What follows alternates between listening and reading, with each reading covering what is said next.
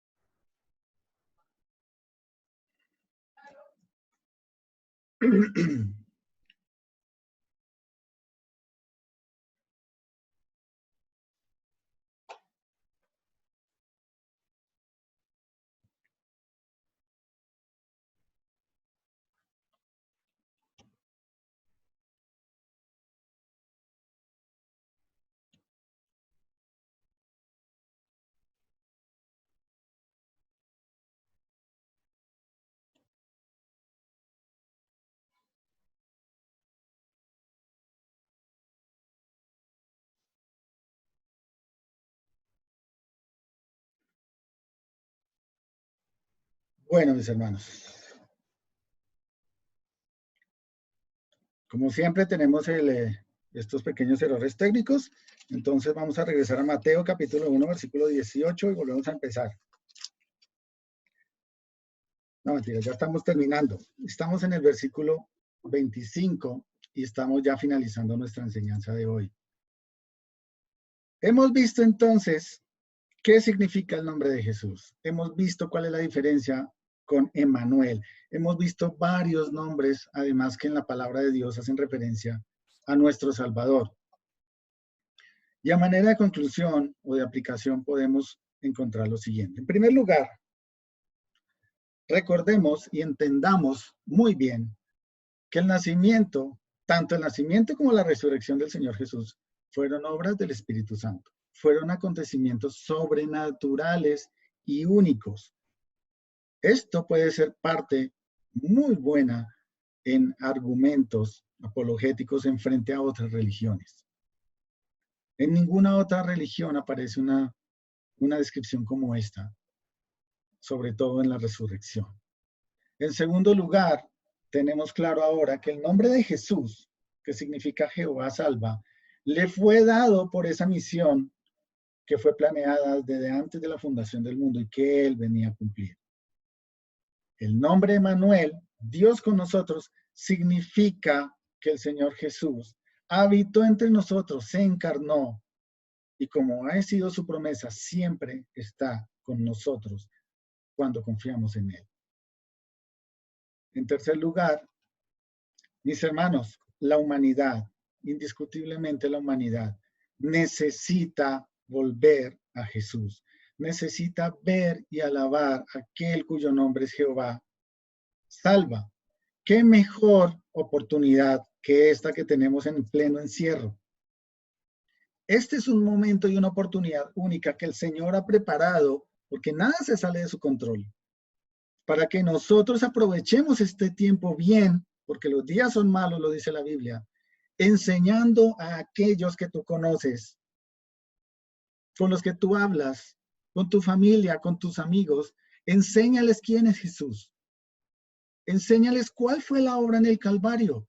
Muchos de ellos seguramente son católicos y han estado mirando en esta semana películas, han escuchado misas, han hablado de todo el proceso de crucifixión, de lo que hizo Judas, de cómo murió en la cruz, pero muéstrale por qué Jesús murió en la cruz. ¿Por qué entregó su vida y derramó su sangre para morir por nosotros? Porque Dios, por causa del pecado, entre nosotros y Dios hay un abismo que nosotros no podemos rellenar. Y el Señor en su misericordia, Él mismo proveyó la solución. La muerte en la cruz del Calvario del Señor Jesús fue una muerte que a nosotros debíamos estar allí, pero que no era suficiente. El Señor tomó nuestro lugar por causa de nuestros pecados, murió por nosotros, pasó la muerte y fue levantado por el poder de Dios en el Espíritu Santo.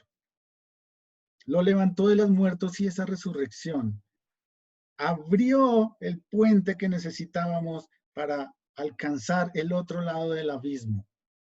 Por eso la Biblia dice que el único camino, la verdad y la vida es Cristo, porque Él era el único que podía hacerlo. Murió como un cordero sin mancha, sin pecado, cosa que ninguno de nosotros podemos hacer. Mostremos eso a los demás.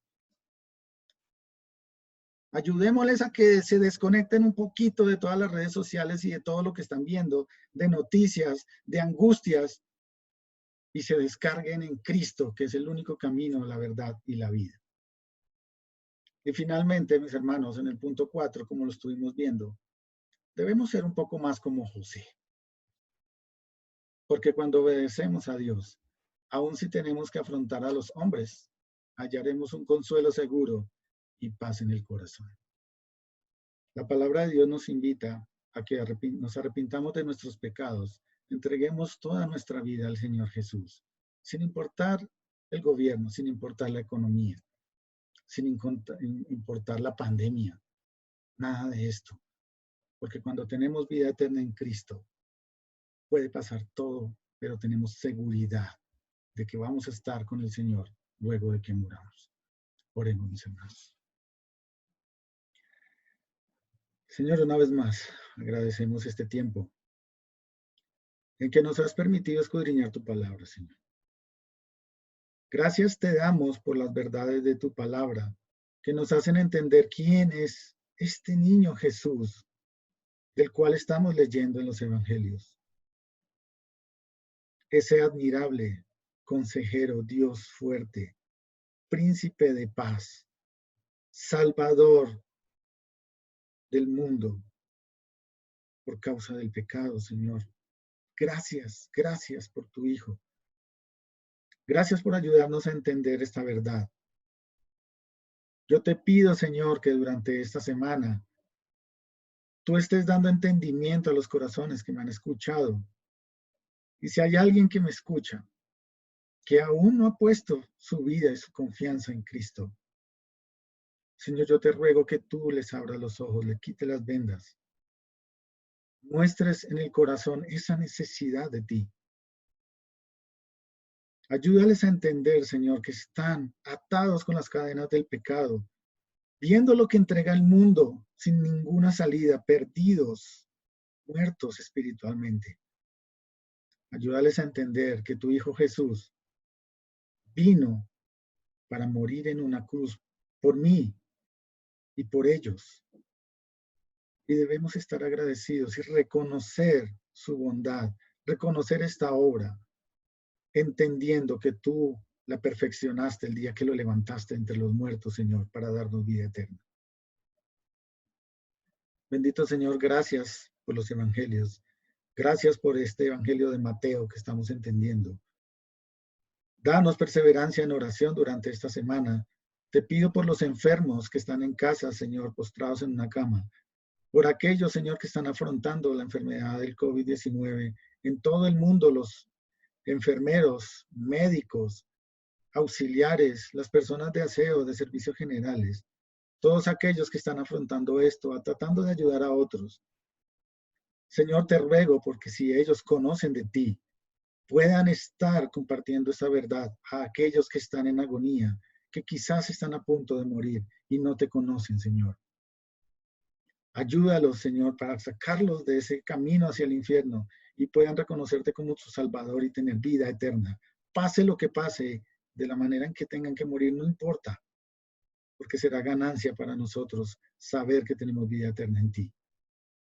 Señor, el resto del día de nuestras vidas y las de nuestra familia las dejamos en tus manos, agradecidos por tu misericordia, tu bondad y la vida eterna que nos regalas. En el nombre precioso de Cristo Jesús damos gracias. Amén.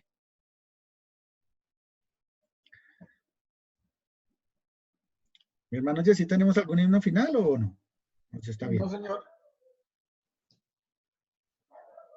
No, sí. Bueno, mis hermanos, Dios les bendiga. Chao. Welcome to Colombia. Chao.